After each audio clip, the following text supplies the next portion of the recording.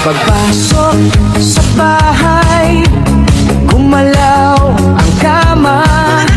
Sa dilim ng ilaw ay merong sumisigaw.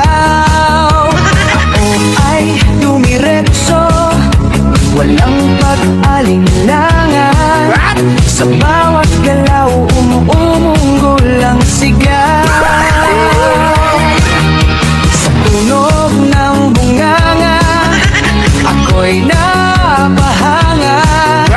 At ako'y dahan-dahan na sumisilip din. Wala nang salitan, binuksan ko na. Pag-on ko ng ilaw, nakita ko lahat.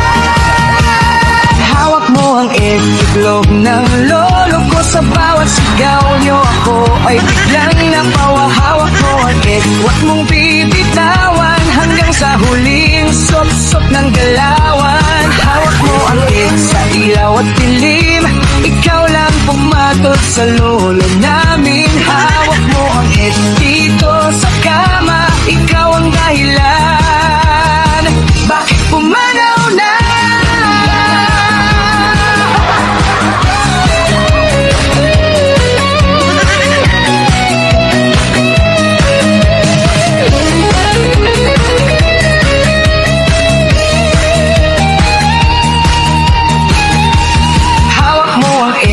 Itlog ng lolo ko, sa bawat sigaw nyo ako ay biglang napawa.